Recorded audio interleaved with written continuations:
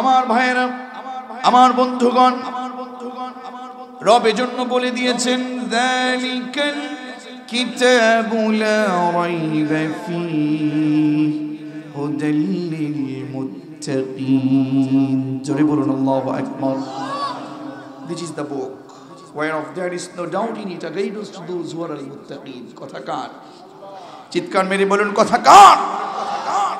সেই কোরআন দিয়ে যদি আজকে আমরা কথা বলি, সেই কোরআন দিয়ে যদি আজকে আমরা আলোচনা করি, উলামায়ে কেরাম যারা কোরআন দিয়ে কথা বলেন, সমাজের কিছু বাতিলদেরকে দেখা যায়, সমাজের কিছু চাটুকারীদেরকে দেখা যায়, সমাজের কিছু কোরআন বিরোধী লোক দেখা যায়, তাদের কাছে কোরআনটা ভালো লাগে না। কথা বলেন ঠিক কিনা?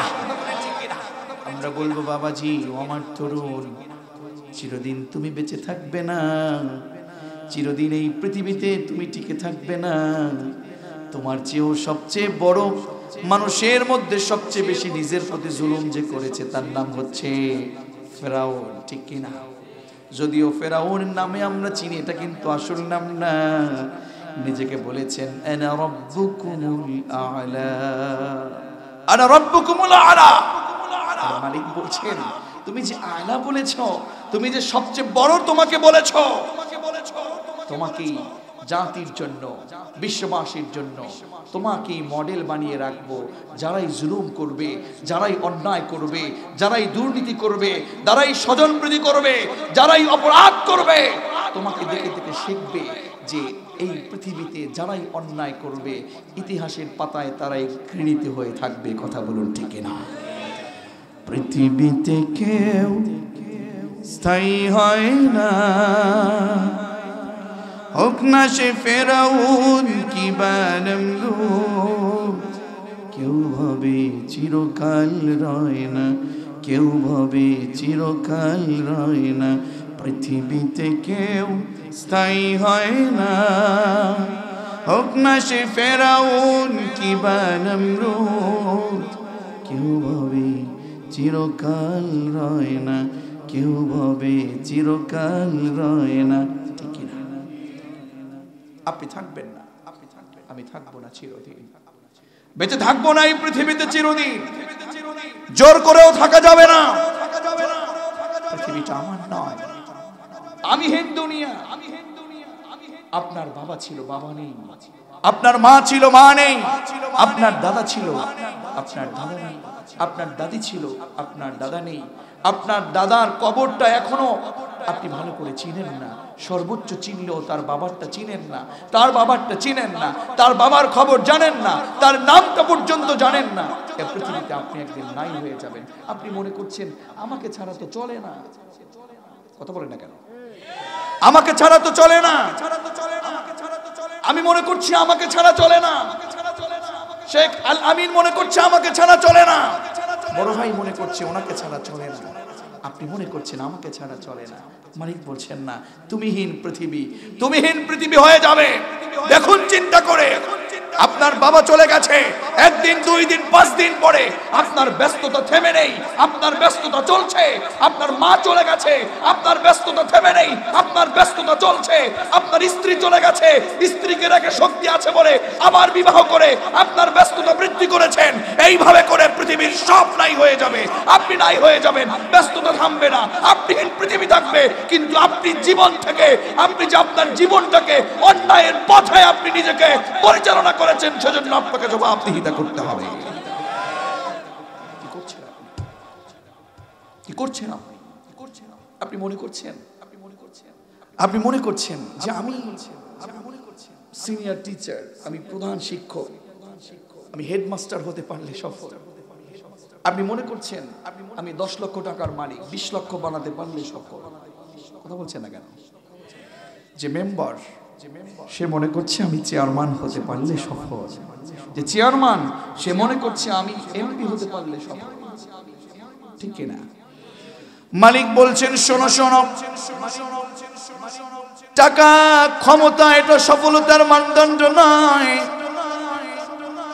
সফলতার মানদণ্ড হলো ফামান যুহজিহা আনিন নারি ওয়া উদখিলাল জান্নাতা ফাকাদ ফাজ ওয়ামাল হায়াতুদ দুনিয়া ইল্লা মাতাউল গুরুর।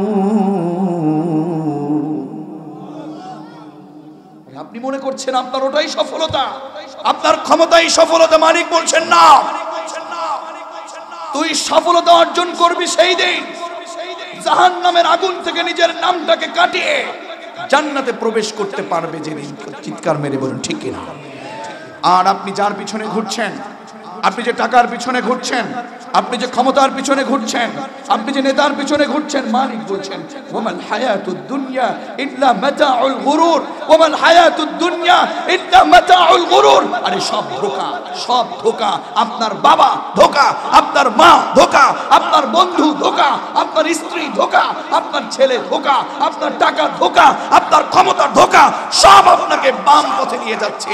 অথচ মালিক বলছেন বাম পথ তোর নয়, ডান পথ তোর, ডান পথ রসুলের, ডান পথ ইসলামের, ডান পথ কোরআনের, ডান পথ সত্যের, ডান পথ জান্নাতের। সুতরাং বাম পথকে বাদ দিয়ে ডান পথে আমাদের ছুটতে হবে। কথা বলুন ঠিক না?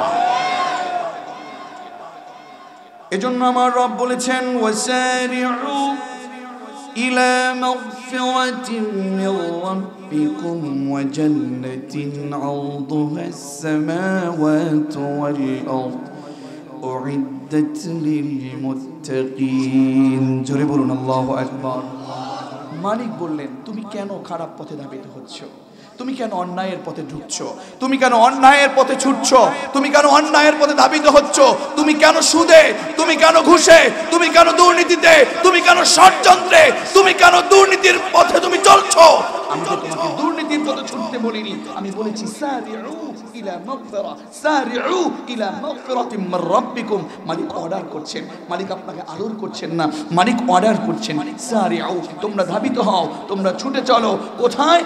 মাগফিরাতিন মির রাব্বিকুম ইলা মাগফিরাতিন মির রাব্বিকুম। তোমাদের যে রব আছে সেই রবের ক্ষমার দিকে তোমরা ধাবিত হও, সেই রবের ক্ষমার দিকে তোমরা ছুটে চলো। আর ওই জান্নাতের পেছনে, ওই জান্নাতের দিকে তোমরা ছুটে চলো যেই জান্নাতের পরিধিটা হচ্ছে তোমার রবের আসমান এবং জমিনের সমান। পড়ুন আল্লাহু আকবার। আমরা কি করছি? এই ওয়াজ তো আপনি জীবনে কম শুনেন নাই। আমাদের নাজমুস সাকিব ভাই তো কম বলে নাই, আমাদের ফজলুল হক হাফিজাহুল্লাহ উনি তো কম বলেনি। আল আমিন হাফিজাহুল্লাহ কত জায়গায় বলছেন, হাফিজ জাহিদ সাহেব কত জায়গায় বলছেন, উলামায়ে কেরাম কত জায়গায় বলছেন। আমি আমার ছোট্ট জীবনে দেখছি, আমি আমার ছোট্ট জীবনে দেখছি ওয়াল্লাহি কেউ আমরা কম জানি এটা বলতে পছন্দ করি না। সব জানি, সব জানি, সবার চেয়ে বেশি জানি, কিন্তু একটা জিনিসের অভাব আমরা দেখছি, তা হচ্ছে আমাদের আমলের বড় অভাব। কথা বলেন না কেন? আমি বড়, ও ছোট, ওর চেয়ে আমি কম জানি না, আমি বেশি জানি। ও কম জানে, ও ছোট, ও জুনিয়র, ও এটা, ও সেটা, আমি সব। কিন্তু কবরে গেলে বোঝা যাবে আমি কত। কথা বলছেন না কেন? তো আমার ভাইয়েরা, আমার বন্ধুগণ, সব কিছু আমাদেরকে ছেড়ে যেতে হবে। এই পৃথিবীতে আমরা চিরদিন যেহেতু বেঁচে থাকবো না, আমাদের সবাইকে একজনের গোলামি করতে হবে। আওয়াজ করে খুশি করে তাকে বলেন না তিনি কে? আওয়াজ করে বলুন তিনি কে? সে আল্লাহ আপনাকে খুঁজছে ক্ষমা করবার জন্য। আমার ভাইয়েরা, পৃথিবীর যত ফোর্সের মানুষ দেখেন, পুলিশের মানুষ যত দেখেন, যত পুলিশ দেখেন, যত সেনাবাহিনী দেখেন, পুলিশ আসামিকে ধরে শাস্তি দেবার জন্যে, সেনাবাহিনী আসামিকে ধরে শাস্তি দেবার জন্যে, ডিবির ভাইয়েরা অপরাধীকে খুঁজে শাস্তি দেবার জন্যে, যারা র্যাব বাহিনী খুঁজে অপরাধীকে শাস্তি দেবার জন্যে। কিন্তু আপনার আমার একজন রব আছে, তিনি অপরাধীকে খুঁজে ক্ষমা করে দেবার জন্যে। তিনি কে? চিৎকার মেরে বলুন না তিনি কে? আরে আপনি তো চান না, আপনি তো মালিকের কাছে ক্ষমা চান না। আপনি মালিককে যদি শুধু রব্বানা বলেন, শুধু রব্বানা বলবেন, আওয়াজ করে বলেন না রব্বানা, আওয়াজ করে বলেন না রব্বানা। আপনি যখন মালিককে বলছেন রব্বানা, আওয়াজ করে বলেন রব্বানা, লস নাই। আমার অন্তরটা, আপনার অন্তরটা এখন আস্তে আস্তে করে মরে যাচ্ছে, অন্তরটা কালো হয়ে যাচ্ছে। রাসূল বলেছেন গুনাহ করছেন, কালো দাগ করছে, গুনাহ করছেন, কালো দাগ করছে অন্তরে, কলবে। আস্তে আস্তে কলবটা মরে গেছে, পচে গেছে, ঠিক কিনা? কলবটা মরে গেছে। ইব্রাহিম বিন আদহাম তাফসীরে বলেছেন, ইব্রাহিম বিন আদহাম বলেন, দুনিয়ার মানুষ, তোমাদের অন্তরটা মরে গেছে কেন জানো? 10টা কারণে তোমার অন্তরটা মরে যাচ্ছে। তার মধ্যে 1 নাম্বার হলো আন তারিফুল্লাহ, তুমি তোমার আল্লাহকে চিনো কিন্তু তোমার আল্লাহর হক তুমি আদায় করো না, এজন্য তোমার অন্তরটা মরে গেছে। 2 নাম্বার হচ্ছে তুমি জানো শয়তান তোমার প্রকাশ্য শত্রু, এটা জানবার পরেও তুমি তোমার শয়তান থেকে দূরে থাকো না, বরং তার কাজে তার ইন্ধন আরো তুমি যোগাও। কথা বলেন না কেন? 3 নাম্বার হলো তুমি, ইব্রাহিম বিন আদহাম বলছেন, তোমার কলব, তোমার অন্তর, তোমার মেধা, তোমার ব্রেইন, তোমার হৃদয়, তোমার হার্ট, কলবের অনেক অর্থ আছে, গবেষণা করলে অনেক সামনে চলে যাওয়া যাবে। আমি আপনাকে বিভ্রান্তিতে নিতে চাচ্ছি না। আপনার যে কলব আছে, এই কলবটা মরে গেছে। এই কলব দিয়ে আপনি ভালো জিনিস চিন্তা করতে পারেন না। তার কারণ হলো আপনি, ইব্রাহিম বিন আদহাম বলেছেন, আপনি জানেন আপনার রব আছে, চিনেন যে উনি আমার রব, তারপরেও তার হক আপনি আদায় করেন না, ঠিক কিনা? আপনি জান্নাত খুব পছন্দ করেন, জান্নাতে যাওয়ার জন্য আপনার খুব লোভ।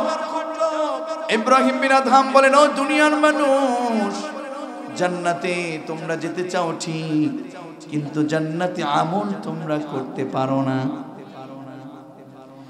জাহান্নামকে তোমরা ঘৃণা করো ঠিক, কিন্তু জাহান্নাম থেকে বেঁচে থাকবার জন্য যেই যেই কাজগুলো করা দরকার সেই কাজগুলো তুমি করো না, তাই তোমার কলবটা মরে গেছে। একটু দেখেন, আপনার চোখে আজ পানি নাই।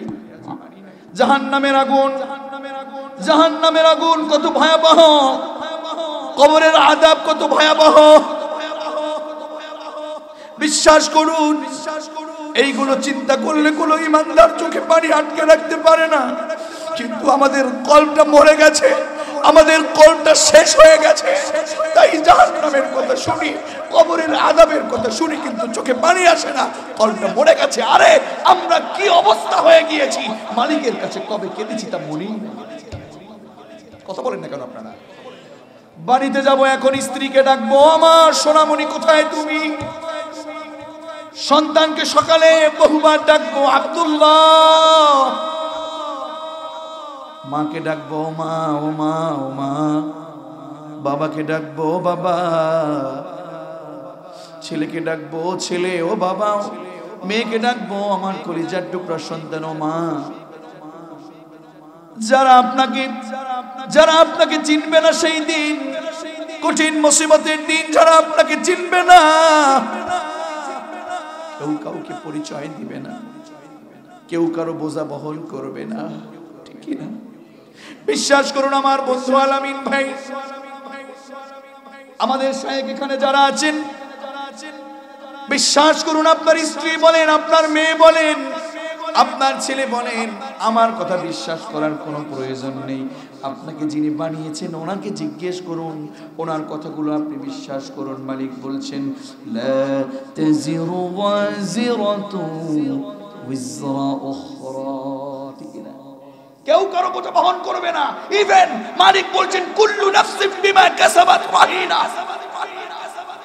তুমি যা করছো, তোমার অর্জন, তুমি যা করছো, প্রত্যেকটা মানুষ তার নিজের কৃতকর্মের জন্য নিজেই দায়ী, অন্য কেউ দায়ী না। রাগ করছেন আপনারা? কি হবে আমার, কি হবে আপনার? কত আরো আজ শুনবেন, আর কবে ভালো হয়ে যাবেন, আর কবে সত্যের পথে আসবেন, আর কবে কোরআনের আন্দোলন করবেন, আর কবে কোরআনের আইন বাস্তবায়নের চিন্তা করবেন, আর কবে আল্লাহর ময়দানে, আল্লাহর জিহাদের ময়দানে শহীদ হবেন, এই চিন্তা করবেন, আর কবে?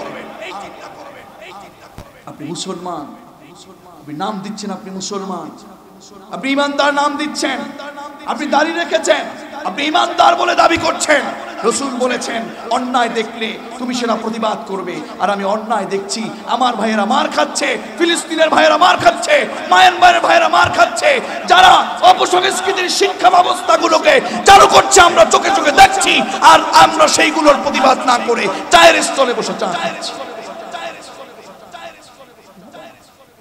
কি জবাব দিবেন ওনার কাছে? আপনি কি মনে করেছেন আপনি স্বাধীন? আপনি স্বাধীন নয়, আপনি পরাধীন। আপনি পরাধীন। আল্লাহি আপনি বিশ্বাস করুন, আপনি স্বাধীন নন। পৃথিবী আপনার নয়, আপনার বাপের নয়, আপনার মায়ের নয়, আপনার নেতার নয়, আপনার নেত্রীর নয়। এই পৃথিবী কার? আরে আওয়াজ করে বলুন, এই পৃথিবী কার? এখন আপনি হিংসা নিয়ে বসে আছেন। আমার টুপির সাথে বক্তার টুপি মিলে না, আমার টুপির সাথে আলামিনের টুপির সাথে মিলে না, আমার টুপির সাথে ফজলুল হক সাহেবের টুপির সাথে মিলে না, আমার পাগড়ির সাথে অমুকের রং মিলে না, আমার জুব্বার সাথে অমুকের জুব্বা মিলে না। কে বলেছে তোমাকে এই বিভেদ তৈরি করতে? বলো, কে বলেছে আমাকে? বলো। আমি কওমি পড়েছি, আমি আলিয়া দেখতে পারবো না। আমি আলিয়া পড়েছি, আমি ইউনিভার্সিটি দেখতে পারবো না। তোমাকে তো বুঝতে হবে যে আলিয়া, সে যে কওমি, যে ইউনিভার্সিটি, সে আমার ভাই। যদি সে বলে আমার রব আল্লাহ, আমার রাসূল মুহাম্মদ সাল্লাল্লাহু, আমার কোরআন একটাই, আমার সব কিছু আমার রবের জন্য, যে বলবে সেই আমার। শুধু ফাজলামি শুরু করছো কেন? কেন? কেন? কবে আর ভালো হয়ে যাবে? আমার ভাইয়েরা, আমি বলছিলাম কেউ কারো বোঝা বহন করবে না, কেউ কারো বোঝা বহন করবে না। আওয়াজ করে বলুন তো, আমরা যদি জাহান্নামে যাই, আমাদের জন্য কি আমার বাবা মা দায়ী থাকবে নাকি? আমার কৃতকর্মের জন্য আমরাই দায়ী। তবে হ্যাঁ, মালিক আমাদেরকে বলে দিয়েছেন, আমাদের এখানে অনেক বাবা মা আছি, অনেক নেতা আছি, অনেক নেত্রী আছি, যারা জাহান্নামে চলে যাব। যাদের কারণে নেতা হয়েছেন, কর্মীরা জাহান্নামে যাবে, বাবা হয়েছেন, সন্তান জাহান্নামে যাবে, ইমাম হয়েছেন, আপনার কর্মীরা, আপনার নেতারা, আপনার এলাকার জনগণরা, আপনার মুসল্লিরা জাহান্নামে যাবে। যদি আপনার কারণে জাহান্নামে চলে যায়, একটু বিবেক কাজে লাগান, একটু বিবেক কাজে লাগান। গতকালকে একই সাথে আল্লামা ডক্টর ফৈজুল হক হাফিজাহুল্লাহ ওনার সাথে প্রোগ্রামে ছিলাম। আমি কিছু কথা বলেছি, আমি কিছু আলোচনা করেছি তার সাথে ব্যক্তিগত একান্তে। তিনি আমাকে একটা কথা বলেছেন, আব্দুল্লাহ মামুন, মনে রাখবেন আপনার রব মন দেখে সবকিছু বিচার করে। কথা বলেন ঠিক কিনা? মন দেখে, মালিক মন দেখে। আপনি সত্যের পথে ছিলেন না, আপনি অসত্যের পথে ছিলেন, আপনি অসত্যের পথে থাকছেন। আপনি 500 টাকা 1000 টাকায় বিক্রি হয়ে যাচ্ছেন। আল্লাহর কোরআন বিরোধী 500-1000 টাকাকে আপনি শেষ করে দিচ্ছেন। কি হবে আপনার? কি জবাব দিবেন? আপনি তো পরাধীন। আপনি তো পৃথিবী আপনার নয়, পৃথিবী কার? যার কারণে জাহান্নামে চলে যাবে কিয়ামতের ময়দানে। আপনার কারণে যদি আমি, আমার কারণে যদি আপনি, বাবার কারণে যদি সন্তান, সন্তানের কারণে যদি বাবা, মায়ের কারণে যদি মেয়ে জাহান্নামে চলে যায়, ও আমার মা, ও আমার বোন, আপনি তো আপনার মেয়েকে অবাধে মেলামেশা করার সুযোগ করে দিচ্ছেন। আপনার মেয়ে বাড়িতে বসে স্টার জলসা, জি বাংলা, জি প্লাস দেখছে, আপনি কিছুই বলছেন না, আপনি তাকে সহায়তা করছেন। ও বাবা, আপনার কারণে আপনার সন্তান বেনামাজি, আপনি সালাত আদায় না করলে কিছুই বলছেন না। কিয়ামতের ময়দানে আপনার রব এটা বলে দিয়েছেন, আপনার এই সন্তান, আপনার এই মেয়ে যখন জাহান্নামে চলে যাবে, মালিকের কাছে আবেদন জানাবে আর বলবে, রব্বানা আরিনাল্লাযীনা আযাল্লানা মিনাল জিন্নি ওয়াল ইনসি নাজআলহুমা তাহতা আকদামিনা লিয়াকুনা মিনাল আসফালিন। জোরে বলুন আল্লাহু আকবার। এই যে আপনি, ওই যে তরুণ তুমি, তোমার কারণে আরো কত মানুষ জাহান্নামী, আপনার কারণে আপনার সন্তান জাহান্নামী। আপনি কি মনে করেছেন আপনি বেঁচে যাবেন? না, মালিকের কাছে আবদার করবে, ও রব্বানা, হে রব, আরিনা আরিনা আরিনা আরিনা আরিনা আল্লাযীনা আযাল্লানা মিনাল জিন্নি ওয়াল ইনস মালিক, যার কারণে আমি পথভ্রষ্ট হয়েছি, যার কারণে আমি বামপন্থী হয়েছি, যার কারণে কোরআনের আন্দোলন ছেড়েছি, যার কারণে নামাজ পড়তে পারিনি, যার কারণে আজকে আমি জাহান্নামী। আল্লাহ ওকে দেখায় দেন, ওকে দেখায় দেন তাহতা আকদামিনা লিয়াকুনা মিনাল আসফালিন, আমার পায়ের নিচে ওকে রাখবো, এরপরে জাহান্নামে যাবে। পড়েন নাউযু বিল্লাহ। কি মনে করেছেন, কি মনে করেছেন আপনি বেঁচে যাবেন? আমার ভাইয়ের জন্য বলছিলাম, ওয়ামাল হায়াতুদ দুনিয়া ইল্লা মাতাউল গুরুর। যা দেখছেন সব ধোঁকা, যেই দুনিয়ার পিছনে ঘুরছেন তা ধোঁকা। তা কি বলেন বলেন বলেন? তাহলে ধোঁকার পিছনে থাকবো না সত্যের পিছনে থাকবো? কথা বলেন না কেন? তো আমার ভাইয়ের জন্য বলছিলাম, আপনার অন্তর, আপনার কল্প মরে যাওয়ার কয়টা কারণ বলেছিলাম? 10টা কারণ ইব্রাহিম বিন আদহাম বলেছেন। তার মধ্যে আরো অন্যতম হলো জাহান্নামকে আমরা ঘৃণা করি ঠিক, কিন্তু জাহান্নাম থেকে বাঁচার জন্য আমরা কোনো চেষ্টা করি না, ঠিক কিনা?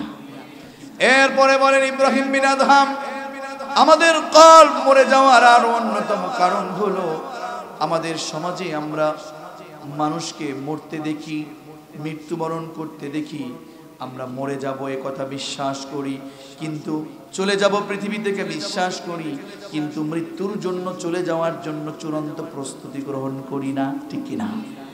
এজন্য বলছেন তোমার কলটা মরে যাচ্ছে, মরে গেছে। শুধু তাই না, তুমি তোমার নিজের দোষ ধরতে পারো না, পরের দোষ ধরো, কিন্তু নিজের দোষটা ভুলে যাও। এজন্য তোমার অন্তরটা মরে যাচ্ছে।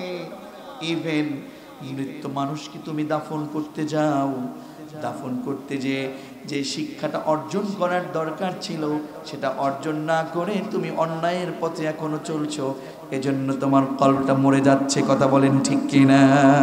মৃত মানুষকে দাফন দিচ্ছি, সেখান থেকে শিক্ষা না, সেখান থেকে এসেই আমি নাচে, আমি গানে, আমি দুর্নীতিতে, আমি মিথ্যা মামলার যেই পক্ষ সেই পক্ষে। তো আমার ভাইয়ের, আমি সেদিক যাচ্ছি না।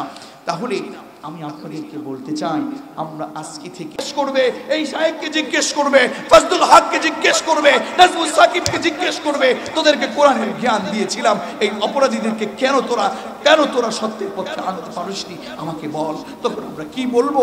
আমরা শুধু আমাদের দায়িত্ব পালন করবার জন্য আপনাদেরকে বলি। তারপরও মনে করতে পারেন আব্দুল্লাহ মামুন, এ আল আমিন, হে ফজলুল হক, তোমরা কেন ব্যথা দাও? ইসলাম তো ব্যথা নয়। এই আল আমিন ভাইকে, আমার প্রিয় ভাই, আশা রাখছি আমার উপরে কষ্ট নেবে না। এই আল আমিন ভাই যেহেতু ঘুমন্ত নয়, জাগ্রত আছেন, একে আমাকে সজাগ করতে হলে একটু ধাক্কা না দিলে আমার আল আমিন ভাই উঠবে না। কথা বলছেন না কেন? সুতরাং আজকে আমরা দায়িত্বহীন কণ্ঠে বলছি, আগলঝাড়ার মুসলমান, বরিশালের মুসলমান, আপনারা ঘুমন্ত নয়, বরং জাগ্রত হয়ে আছেন। আপনি জানেন যে নামাজ না পড়লে গুনাহ হয়, আপনি জানেন সুদ খেলে গুনাহ হয়, আপনি জানেন কোরআন বিরোধী কাজ করলে গুনাহ হয়, আপনি জানেন 500-1000 টাকার বিনিময়ে আনকার কোরআন বিরোধী আন্দোলনের পক্ষে চলে যাচ্ছি, এটা গুনাহ হয়। আমি বেপরদায় থাকলে গুনাহ হয়। আপনি জানেন আমি দাড়ি কাটছি, গুনাহ হয়। আপনি জানেন আমি ঘুষ খাচ্ছি, গুনাহ হয়। এটা জানার পরেও আপনি অন্যায় করছেন, মানে আপনি ঘুমন্ত নয়, বরং জাগ্রত থেকে আপনি ঘুমের ভান ধরে আছেন। তো আপনাকে আমি একটু ধাক্কা দেয়া ছাড়া আপনাকে জাগ্রত করতে পারবো না। এখন আপনি যদি ব্যথা পান, আমার উপরে ব্যথা রেখে লাভ নেই। যিনি কোরআন পৃথিবীতে দিয়েছেন অপরাধের পথ থেকে আলোর পথে নিয়ে আসবার জন্য, পারলে তার সাথে রাগ করেন। কথা বলুন ঠিক না আমার ভাইরা? এজন্য মহান রব বলছেন, কিতাবুন আনজালনাহু ইলাইকা লিতুখরিজান নাস, كتاب أنزلناه إليك لتخرج الناس من الظلمات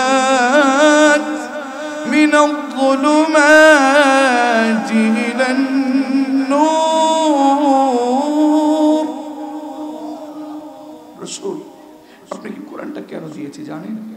যারা সমাজে অন্যায়কারী, যারা অপরাধী, যারা অপরাধের পথে হাঁটছে, যারা অন্ধকারাচ্ছন্ন জীবনযাপন করছে, তাদেরকে লাইটের পথে, ইলান নূর, আলোর পথে নিয়ে আসবার জন্য আমি রব আপনাকে কোরআনটা দিয়ে না। সেই রব আপনাকে আমাকে ডাকছেন। বেশি না, একটা আয়াতে কারিমা আমি পড়েছি, একটা আয়াতে কারিমা সূরাতুল আহজাবের আলোকে আপনাকে মহান রব ডাকছেন। ইয়া আইয়ুহাল্লাযীনা আমানু, ইয়া আইয়ুহাল্লাযীনা আমানু। আল্লাহু আকবার। আর আওয়াজ করে বলেন না আল্লাহু আকবার। মালিক কোরআনের মধ্যে যত শব্দ দিয়ে ডেকেছেন, তার বান্দাদেরকে ডাকার ক্ষেত্রে সবচেয়ে মায়াবী ডাক হলো ও ঈমানদারেরা, ও ঈমানদারেরা। ইয়া আইয়ুহাল্লাযীনা আমানু, হে ঈমানদারেরা। একটু খেয়াল করেন, আমি বলছি না, আপনার রব আপনাকে ডাকতেছেন। আপনি ঈমান এনেছেন না? কার উপরে? আওয়াজ করে বলেন, কার উপরে? আমরা বিশ্বাস করি কাকে? আমরা ঈমান এনেছি কার উপরে? আমরা তো ঈমান আনার সময় বলেছি, আরে আমাদের তো মুখস্থ আছে, আমানতু বিল্লাহ, আমানতু বিল্লাহ ওয়া মালাইকাতি ওয়া কুতুবি ওয়া রুসুলি ওয়াল ইয়াউমিল আখির ওয়াল কদরি খায়রি ওয়া শাররিহি মিনাল্লাহি তাআলা। জীবনে কোনোদিন ভেবেছেন কি বলছেন আপনি? আপনি তো মুখ দিয়ে বলছেন আমানতু বিল্লাহ, আমি ঈমান এনেছি আমার রবের উপরে, যেই রব আমাকে সৃষ্টি করেছেন, যেই রব আমাকে বানিয়েছেন, আমার জীবনটা যার হাতের মুঠোর মধ্যে, আমার মৃত্যু যার হাতের মধ্যে, এই পৃথিবী যার মুঠোর মধ্যে, আমি সেই রবের উপরে ঈমান এনেছি। আমি তো অন্যায় করতে পারি না, আমি তো অপরাধ করতে পারি না, আমি তো আল্লাহর বিরুদ্ধে আচরণ করতে পারি না, আমি তো সুদের পক্ষে থাকতে পারি না, আমি তো মিথ্যা কথা বলতে পারি না, আমি তো বেপরদা হয়ে থাকতে পারি না। আরে নারী ও বোন, আজকে আপনি এমন ভাবে আপনার সমাজটাকে আপনি অধপতিত করছেন, আল্লাহর এই পৃথিবীকে আপনি এমন ভাবে শেষ করে দেওয়ার পায়তারা চালাচ্ছেন। আল্লাহর রাসূল বলছেন, মেরাজ থেকে এসেছেন, কত হাদিস বলেছেন,